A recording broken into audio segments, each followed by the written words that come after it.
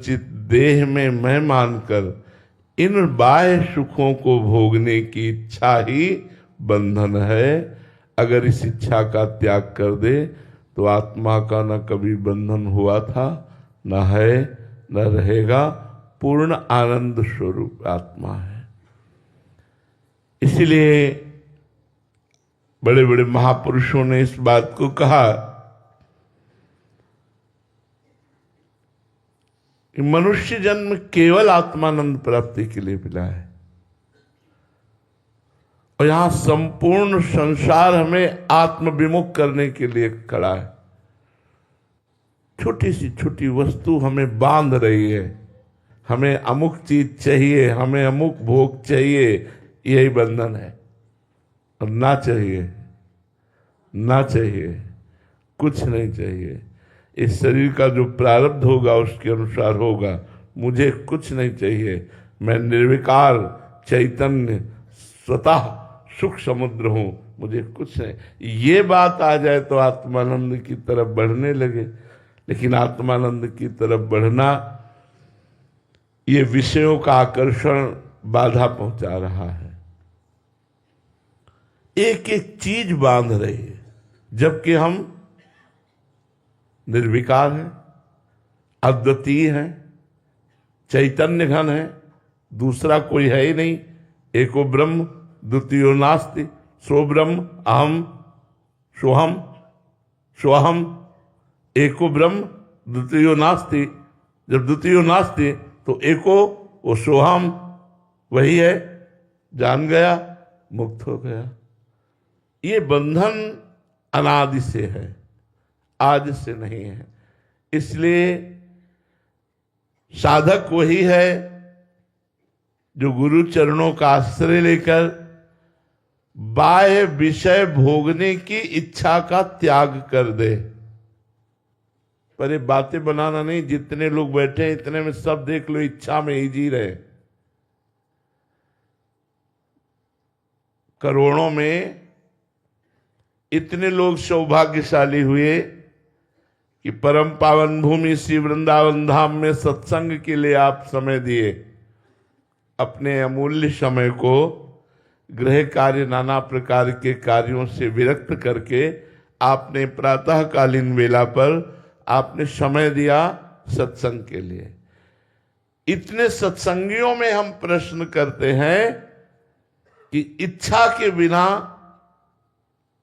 हमारा जीवन ही नहीं है। ये इच्छा, ये इच्छा, ये इच्छा, ये इच्छा, यही इच्छा ही बंधन है। इन इच्छाओं का त्याग हो जाना ही मोक्ष है। मोक्ष का तात्पर्य जो हम मुक्त स्वरूप है उसका अनुभव हो जाएगा।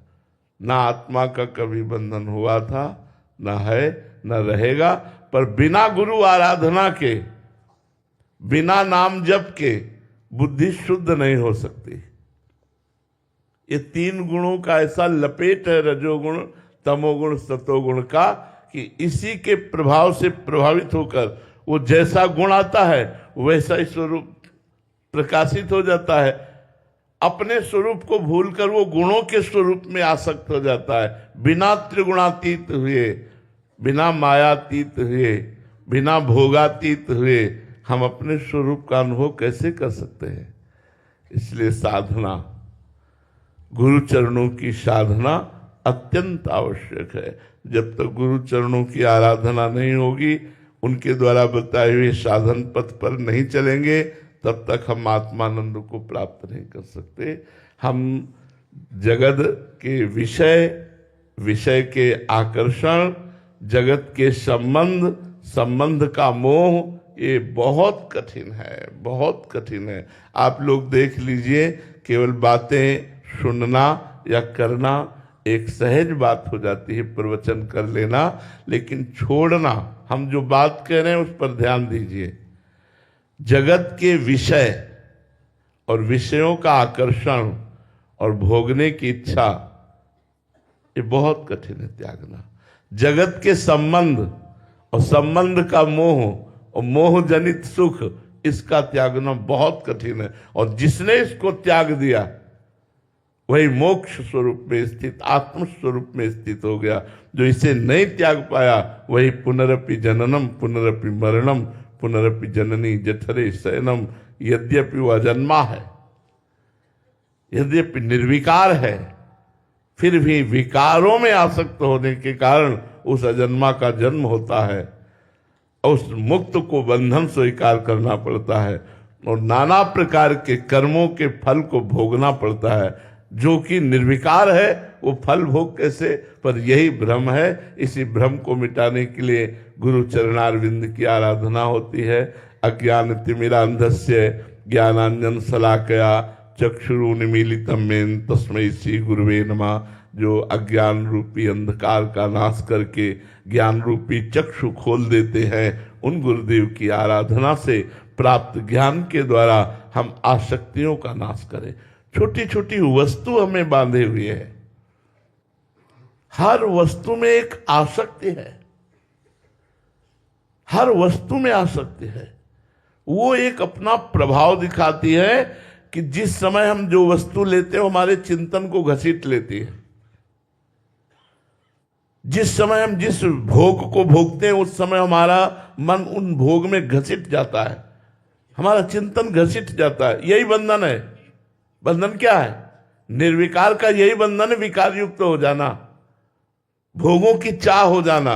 और ये बात चूंकि हम इस मार्ग में चल रहे हैं, बचपन से चल रहे हैं, इसलिए इसे अच्छी तरह देखा है कि बड़े बड़े प्रवचन कर लेना सहज है, बड़े बड़े प्रवचन सुन लेना सहज है, लेकिन भोगाकर्षण त्याग करना ये बहुत कठिन है।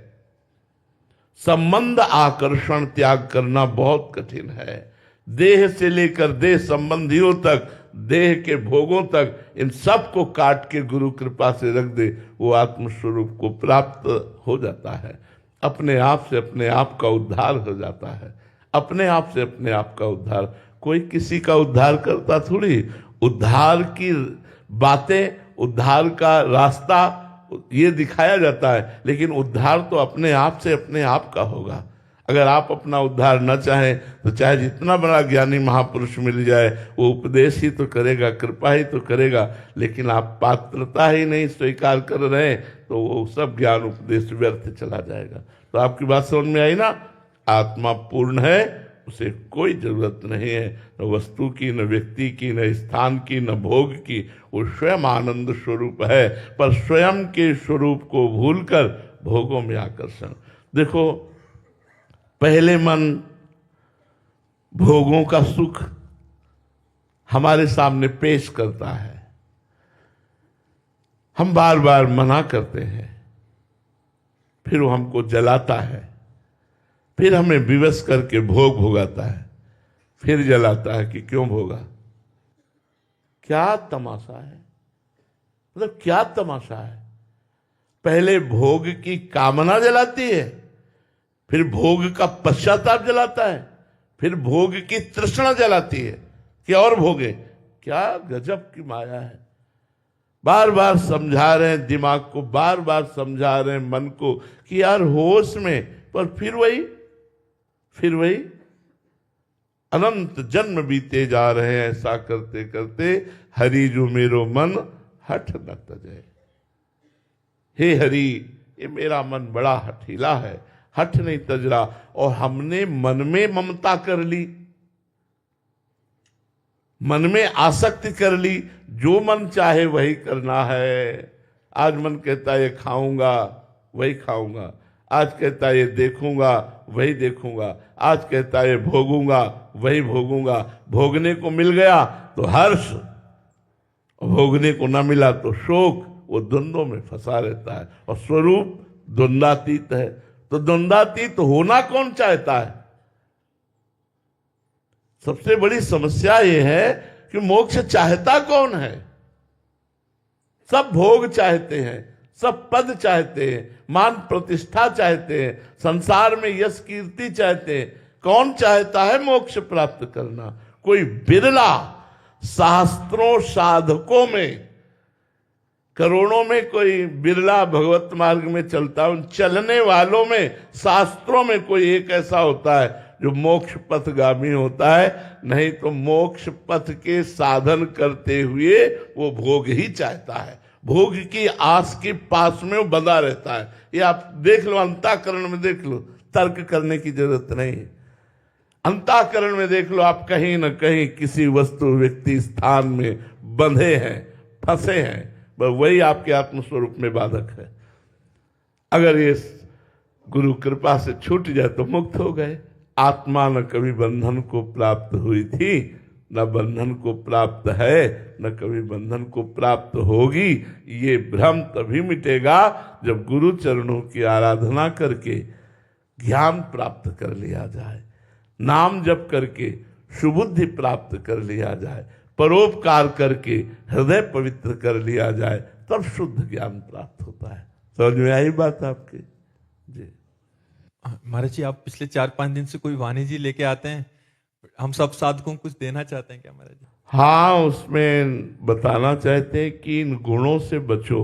गुणों का जो प्रभाव है वो भगवान की माया के द्वारा जो रचित गुण है, यदि हम इनके प्रभाव जान जाएंगे तो इनसे हमारा बचना हो जाएगा।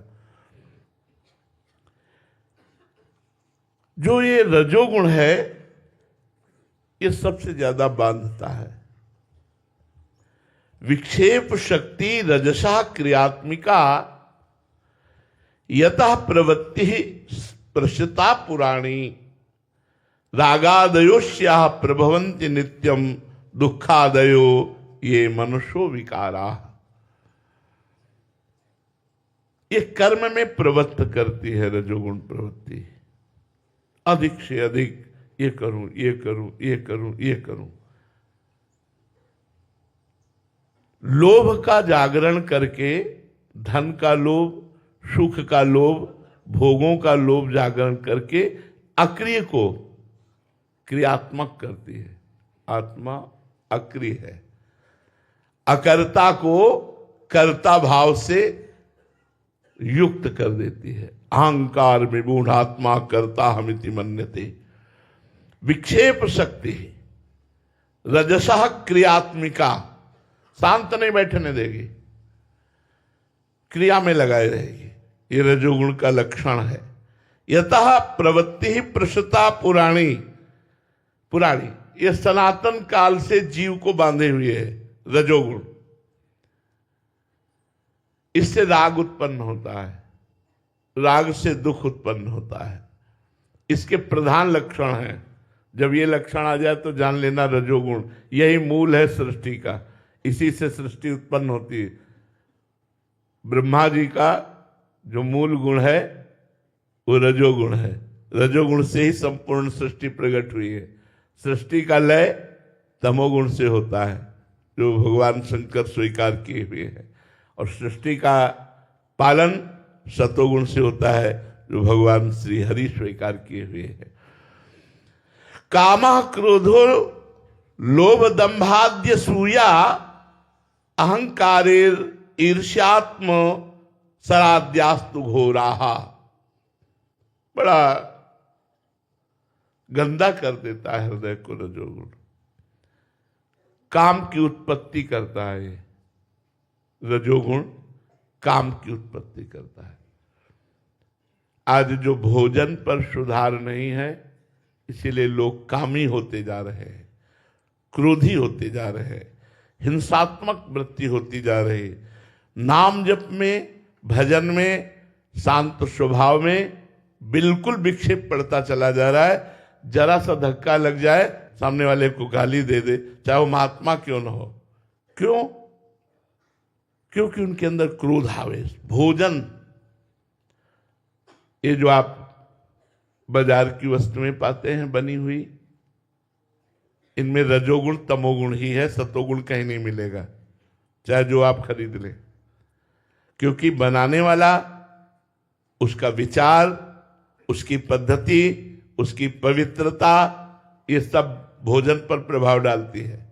जिस दिन माधुकरी ब्रजवासियों की और मिर्च से रोटी पाओ तो भजन ऐसे चलता है जैसे मशीन से चल रहा हो, कर नहीं रहे, धुआंधार भजन होता है। और जिस दिन भंडारे का गुलाब जामुन हो, कचौड़ी, पूड़ी और दबा के पाओ तो बस डकारे ही लेते रहो, भजन नहीं होता। ये भोजन का बहुत बड़ा प्रभाव है प्रभु। रजोगुण भोजन से बचिए नहीं, आपके अंदर काम पैदा करके कामी बना देगा। काम से क्रोध का प्रादुर्भाव होता है। कामा क्रोधो लोभ दंभादसूया, घोर नरक पहुंचाने वाले रजोगुण के लक्षण हैं। त्रिविधम नरकस्येदम द्वारम नाशम महात्मना कामा क्रोधा तथा लोभा तस्मादेत्यम त्यजेत। भगवान श्री कृष्णचंद्र जी कह रहे 3 नरक के द्वार हैं, काम, क्रोध और लोभ। गोस्वामी जी ने एक और जोड़ दिया, मद। काम, क्रोध, मद, लोभ सब नाथ नरक के पंथ, गोस्वामी जी ने कहा। तो यहां कामा क्रोधो लोभ दंभाद्यसूया हंकारेर्ष्या मत्सराद्यास्तु घोराः धर्मा एते राजसाः पुम प्रवृत्तिर यस्मात् देशात् तद्रजो बंध हेतु। हे भाई, यदि भगवदानंद प्राप्त करना चाहते हो, यदि सुखी होना चाहते हो, यदि मुक्त होना चाहते हो, शांति चाहते हो, तो रजोगुण से बचो।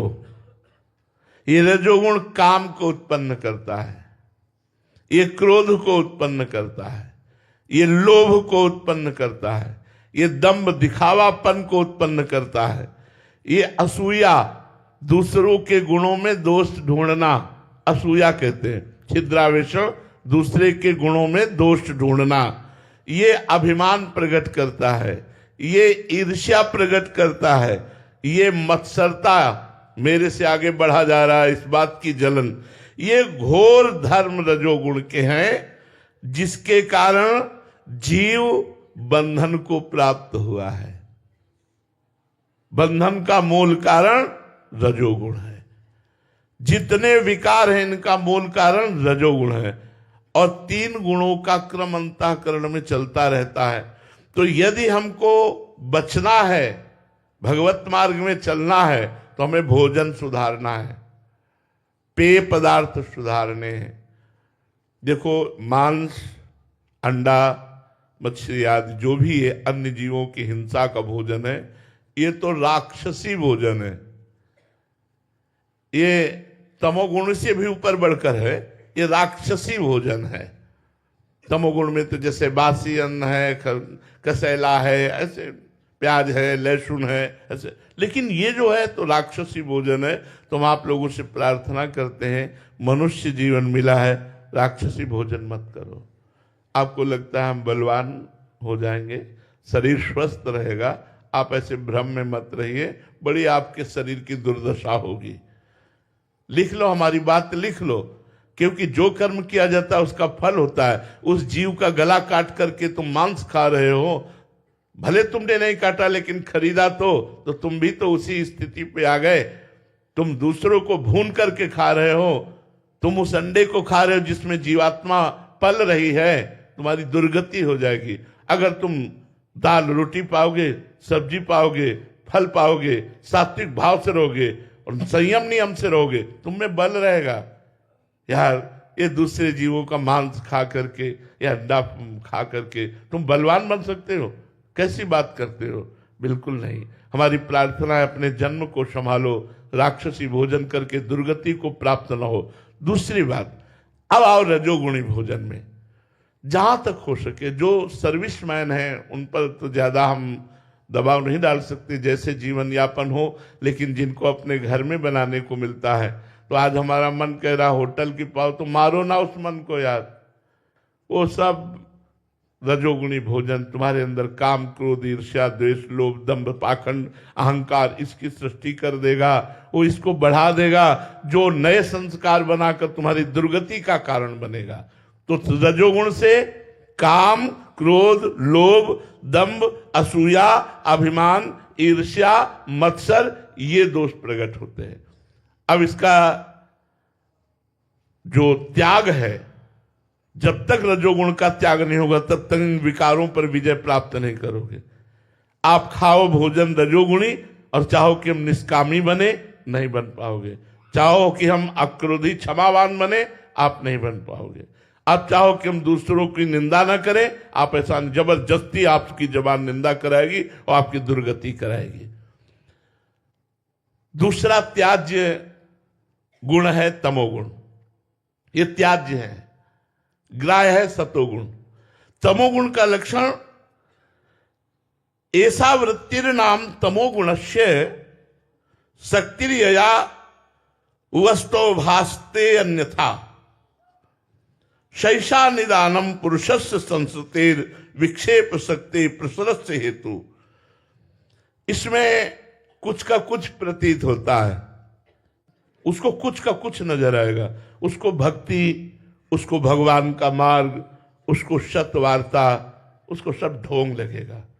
जब तमोगुण होगा ना, उसको सब ढोंग लगेगा।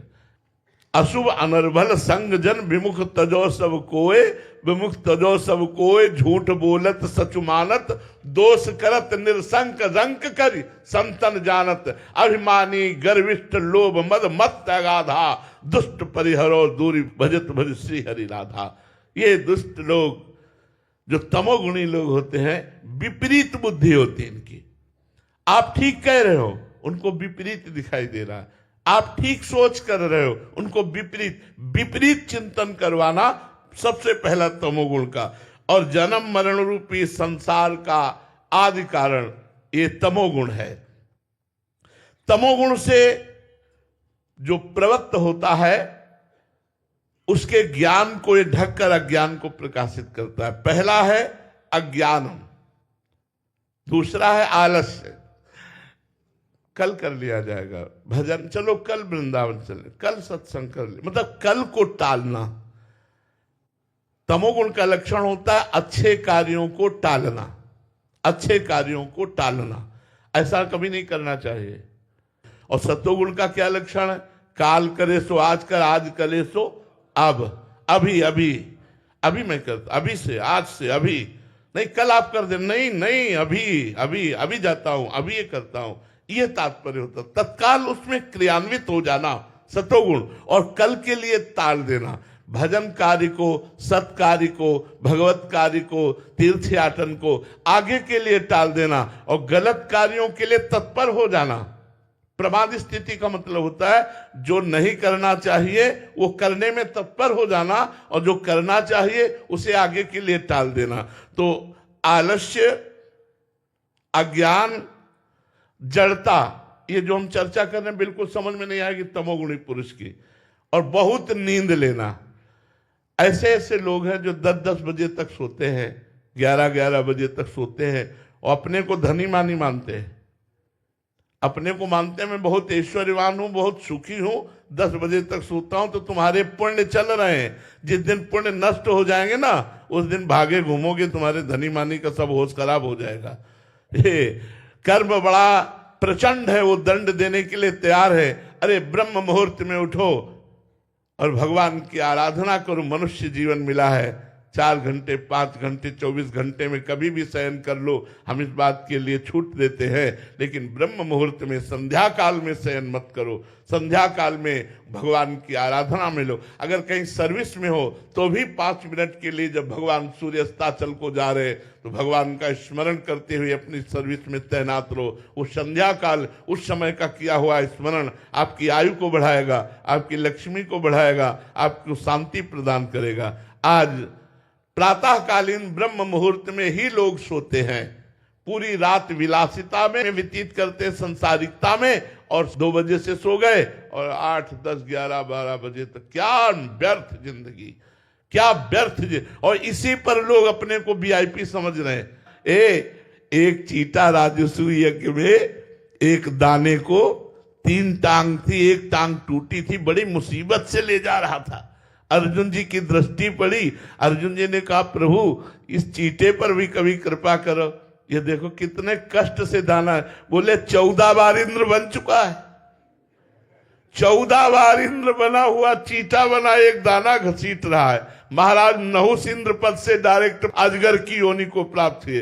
तुम कर लो मनमानी, धनी बन के मुर्गा भैंसा जो खा रहे हो, नरक जाओगे और जलोगे, दुर्गति होगी। ये तमोगुण, ये तमोगुण विपरीत बुद्धि को लाता है और विपरीत बुद्धि से नरकगामी बनाता है।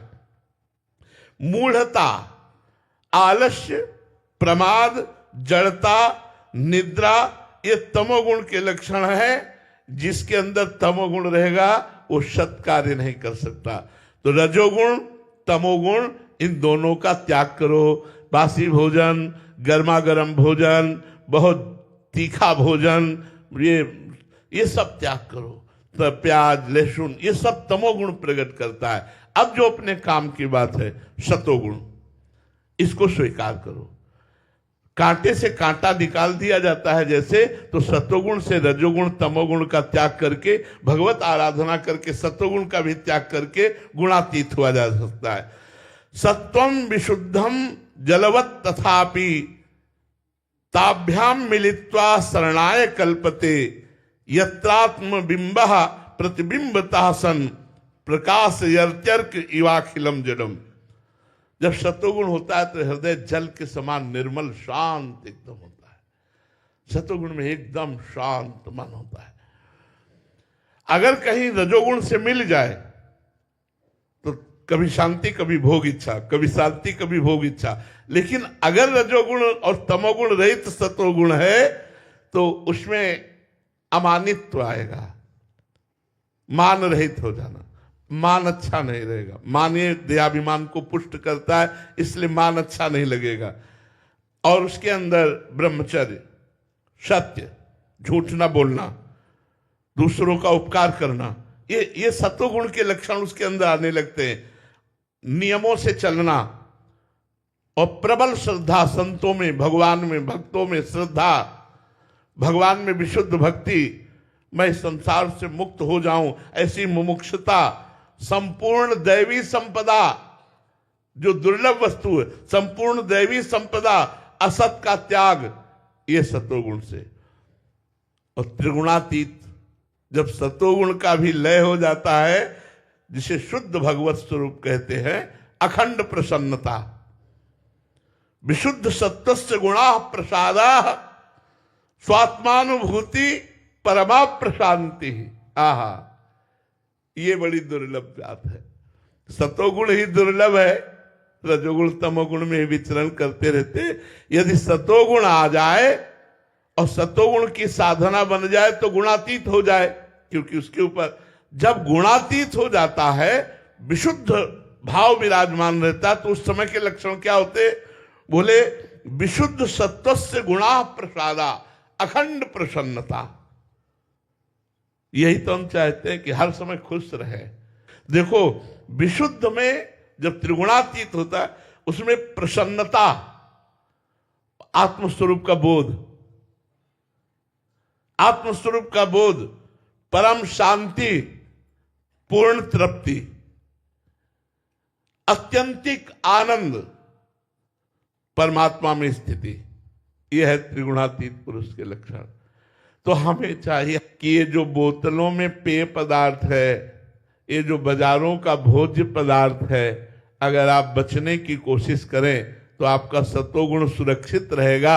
सतोगुण सुरक्षित रहेगा तो आप शांति और आनंद की तरफ बढ़ सकते हैं। आप चाहते शांति और आनंद है और आप बाजारू भोगों की वस्तुएं पाएंगे, तो ये गुण आपको पीस डालेंगे, बिना मतलब आपको जलाएंगे, बिना मतलब आपसे ऐसे कर्म कराएंगे जिनसे आपकी दुर्गति होगी। इसलिए सतोगुण को ग्राह्य और रजोगुण तमोगुण को त्याज्य माना गया है। तो तामसिक भोजन, राजसिक भोजन का त्याग करो, जिससे सतोगुण हमारे अंदर बढ़े और सतोगुण हमें भजन में लगाए और भजन भगवत प्राप्ति कराए। जी। प्रीतेश त्रिवेदी जी, लंदन से। राधे राधे महाराज जी। महाराज जी, मैं जीवन में आध्यात्मिक मार्ग में आगे बढ़ने के लिए प्रयासरत हूँ, किंतु बैलेंस समझ नहीं आ रहा महाराज जी बनाना। कार्य क्षेत्र में मन लगाता हूँ तो परिवार की जिम्मेदारी पिछड़ जाती है। कभी कभी लगता है कि प्रभु को भूल गया हूँ। मतलब महाराज जी, इन सब में इतना ज्यादा नहीं, इसमें परेशानी क्या है? परेशानी क्या है? आपने विभाग कर लिए। देखो, आपकी परेशानी का जो कारण है वो विभाग है। एक कार्य क्षेत्र का विभाग, एक परिवार के प्यार का विभाग, एक अध्यात्म का विभाग। इसलिए आप परेशान हो गए। दुचित कबहु परितोष न लाही, चित्त को आपने विभाजित कर दिया, इसलिए अगर इसको एक कर लो अभी आनंद आ जाएगा। आप भगवान के लिए कर्म करते हैं, आप भगवान के लिए परिवार का पोषण करते हैं और भगवान का भजन करते हैं, बिल्कुल शांति प्राप्त हो जाएगी। आप मनोयोग से कर्म कीजिए और उसको कृष्णार्पणम मस्तु कर दीजिए। 8 घंटे ड्यूटी किया, बीच बीच में राधा राधा स्मरण किया और 8 घंटे भगवान को समर्पित कर दिए। यह अध्यात्म में आपको बढ़ाएगा। परिवार के लिए अच्छी अच्छी वस्तुएं खरीद कर ले गए, बेटे को, पत्नी को, सबको खुश कर रहे हैं, सब में भगवान है। सबको प्यार दुलार कर रहे हैं, सब में भगवान है। और वो भगवान के लिए आप कर रहे हैं, वो आपका भक्ति योग बढ़ता चला गया। और एकांत समय में खूब ध्यान कीजिए, नाम जप कीजिए, भगवत कीर्तन कीजिए।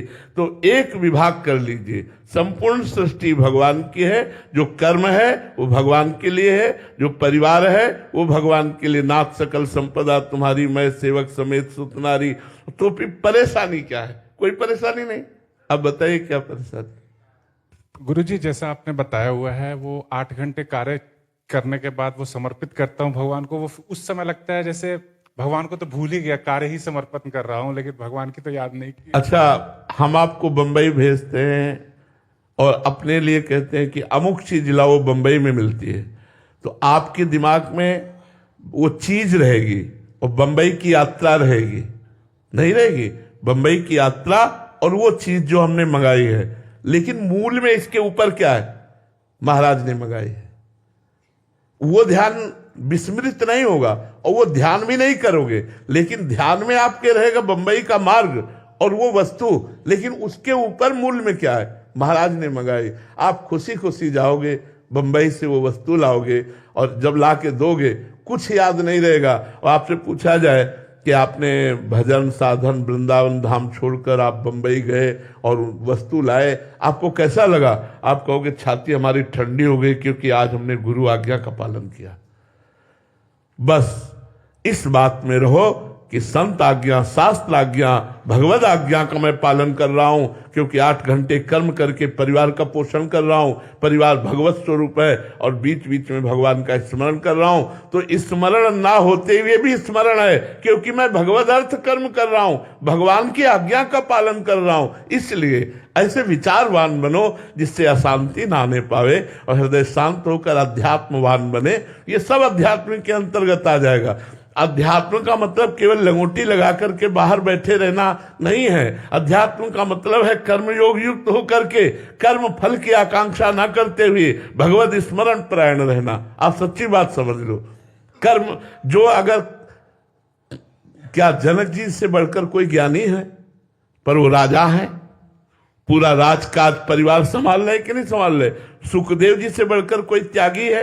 लेकिन वो जनक जी को गुरु बनाया जाके के लिए बनाया। एक त्यागी एक राजा को गुरु बना रहा, क्योंकि ज्ञान की स्थिति जनक जी की सर्वोपरि है और पूरा कार्यभार देख रहे हैं, राज कार्यभार देख रहे हैं, परिवार कार्यभार देख रहे हैं और परम ज्ञानी है। इसलिए ऐसा नहीं है कि अध्यात्मवान लगोटी वाला ही है। अध्यात्मवान पैंट शर्ट वाला भी हो सकता है, अध्यात्मवान धोती कुर्ता वाला भी हो सकता है, क्योंकि वो अध्यात्म अंदर की वस्तु है। अंदर उसका चिंतन क्या चल रहा है, अंदर के चिंतन को, समर्पण को संभालो, पूरे के पूरे भगवान के बन जाओ, तो हर कार्य आपका भजन हो जाएगा। ठीक है? हाँ, उसको विभाग मत करो, नहीं तो फिर परेशान हो जाओगे। शिवांश नारायण द्विवेदी जी। राधे राधे महाराज जी। महाराज जी, मैं सर्वभूत हृदय धर्म सम्राट स्वामी श्री करपात्री जी महाराज जी के कृपा पात्र शिष्य, वर्तमान श्रीमद जगतगुरु शंकराचार्य पुरी पीठाधीश्वर जी महाराज जी से दीक्षित हूँ। महाराज श्री गुरु जी और गोविंद जी और ग्रंथ की कृपा से महाराज जी परंपरा प्राप्त सिद्धांतों द्वारा जो महाराज जी धर्म ग्रंथों में महाराज जी आजकल बहुत लोग मतलब उसका विक्षेप पहुंचा रहे हैं, क्षति कर रहे हैं, उनमें महाराज जी कार्य कर रहे हैं। देखो बच्चा, जिसका उद्देश्य धन है, जिसका उद्देश्य लोकमान प्रतिष्ठा है, जिसका उद्देश्य पार्थिव संसार है, वो हमारे शास्त्रों के वाक्यों को तोड़ मरोड़ करके, उनका अर्थ गलत करके, उनकी पद्धतियों को मिटा करके मनमानी आचरण किए जा रहे हैं, मनमानी आचरण किए जा रहे हैं। तो एक बात नहीं, सर्वत्र ये बात फैलती चली जा रही है कि हम मनमानी आचरण करते चले जा रहे हैं। उसका कारण है हमारा उद्देश्य न मोक्ष है और न भगवत प्रेम है। मोक्ष या भगवत प्रेम ना होने के कारण धन, मान, प्रतिष्ठा, लोकप्रियता, ये सब वो सब ऐसा। गीता जी की व्याख्या करने का अधिकार सबको नहीं है, ब्रह्मबोध संपन्न महापुरुषों को है। उनकी बात लेकर अगर हम समाज को देते हैं तो शुद्ध बात, अमृत बात देते हैं, लेकिन नहीं, अपने अहम की पुष्टता, लोक व्यवहार में प्रियता, लोक में मान्यता, धन की प्राप्ति, ये उद्देश्य बच्चा हमारे शास्त्रों को गौड़ कर रहे हैं और मनमानी मुख्य कर रहे हैं। जो शब्द कुछ है उसका अर्थ कुछ है, चलना कुछ है, चल कहीं और रहे, बोल कुछ और रहे, स्वयं में न तो पवित्रता, न धर्मनिष्ठता, न भगवत प्राप्ति की चाह, न परमात्मा स्वरूप का अनुभव की चाह, तो फिर कैसे हमारे धर्म ग्रंथों को समझा जाएगा? कैसे समझा जाएगा? फिर तो मनोरंजन हो जाएगा केवल। तो आज जो हमारे आचार्य जन हैं, जो गुरुजन हैं, वही इस बात को समझ रहे हैं, नहीं हम लोग इसका दुरुपयोग कर रहे हैं कि आज हमारे भारत में शास्त्र के अनुसार प्रमाणित जीवन और शास्त्र से कभी एक भी शब्द भी पूज्य महाराज जी नहीं बोलते। गंभीर मुद्रा, शांतनिष्ठ, और जो आदि गुरु भगवान ने पीठ की मर्यादा दी, उस मर्यादा के अनुसार ऐसे गुरुजनों के चरणों में प्रणाम करते हैं। आगे चल करके मिलना मुश्किल हो जाएगा, ऐसे महापुरुष मिलना मुश्किल हो जाएगा जो मोक्ष पद को प्राप्त हुए और धर्मनिष्ठ और शास्त्र सम्मत व्याख्या करे, वो बहुत कठिन बात हो गई। आज धर्म ग्रंथ के उपदेशों को हम अध्यात्म की ऊंचाई पर चढ़ने के लिए नहीं, लोक व्यवहार की वाहवाही, धन संपत्ति, मान प्रतिष्ठा, इसलिए भैया उद्देश्य बदल गया तो सब बदल गया। उद्देश्य आज बदल रहा है, इसलिए सब गड़बड़ हो रहा है। ब्रह्मचारी हेमंत जी उड़ीसा से।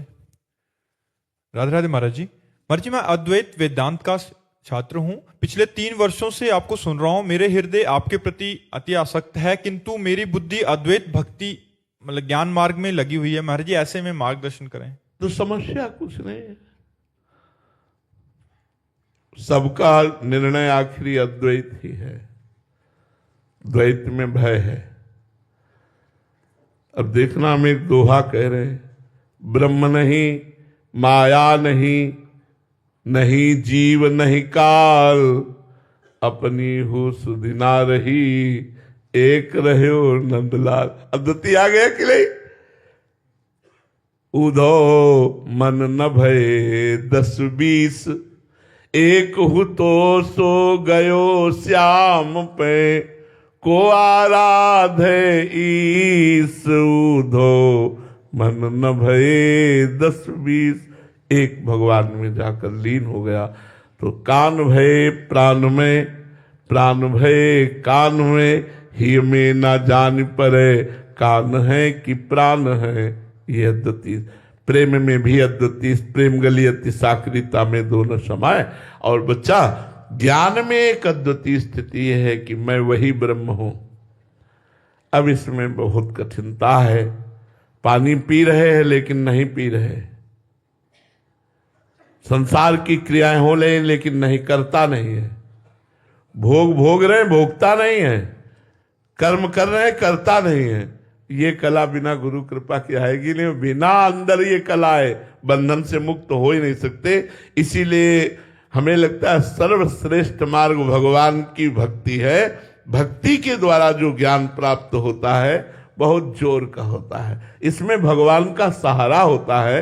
भगवान करो सदा तिनके रखवारी, जिम बालक राखे महतारी। और ज्ञान में अपने ही चलना होता है, क्योंकि ब्रह्म मैं ही हूं, नहीं मैं ही ब्रह्म हूं। और जब आकर्षण हुआ फिर उसी में फंस गए भोग में, और जब फंस जाओगे तो यमराज की गदा चलेगी। पक्की बात समझो, ज्ञान के पंथ कृपान के धारा, परत खगेश लगे नहीं 12। इसलिए भगवान का आश्रय हरिशरणम हरिशरणम सनकादि भी लिए है। नाम जप करो और अद्वितीय तो हो ही बच्चा, एक ही है, दूसरा कोई नहीं है। चाहे उसे कृष्ण बोलो, राम बोलो, या मैं बोलो या ब्रह्म बोलो या शिव बोलो, वो एक ही है और वही एक यहां भी विराजमान है। ढांचे अलग अलग हैं, तत्व एक ही है। जब अनुभव होता है तो भक्त ज्ञानी नहीं होता। एक बार हनुमान जी से वशिष्ठ जी ने पूछा, हनुमान तुम कौन हो? समझ गए कि इतने बड़े ज्ञानी गुरु कैसे क्यों प्रश्न कर रहे। तो उनका, भगवान देह भाव से मैं दास हूं और सरकार स्वामी है, और जीव भाव से सरकार अंशी है और हम अंश है, और स्वरूप भाव से जो सिंहासन में बैठे हो या बैठे क्या भक्त को ज्ञान नहीं होता? क्या पूरा ज्ञान होता है। भक्त भी अद्वितीय होता है, वो अद्वैत में होता है। भक्त का मैं प्रभु में लीन हो जाता है और ज्ञानी में प्रभु मैं में लीन हो जाते हैं। समझ पा रहे हो? ज्ञानी में जो मैं तत्व है उसी में सब लीन हो जाता है, वो मैं में स्थित हो जाता है अद्वितीय। और भक्त का संपूर्ण संसार सहित मैं प्रभु में लीन हो जाता है, वो भी अद्वितीय हो गया, वो भी अद्वैत में स्थित हो गया। सिया राम में सब जग जानी एक सिया राम। तो यहाँ कौन है? यहाँ भी सिया राम। तो जो मैं है वो सिया राम में चला गया, बच्चे सिया राम। वो आखिरी स्थिति बच्चा सबकी एक ही होती है, वो बीच की साधनाएं में थोड़ा अंतर है। तो आप आराम से चलो, कोई परेशानी नहीं, पर नाम जप करते रहना। नाम जप छोड़ दिया तो, डोरी छोड़ दिया तो बहुत पतला मार्ग फिसल जाओगे, गिर जाओगे। और नाम जप चल रहा है तो बिल्कुल पार हो जाओगे। जो ज्ञान चाहोगे वो ज्ञान प्राप्त हो जाएगा। और जितने ज्ञानी हुई है सब भगवान का नाम जप करके ही हुई है जी। आज के एकांतिक वार्तालाप को ही विश्राम। श्री राधा वल्लभ लाल की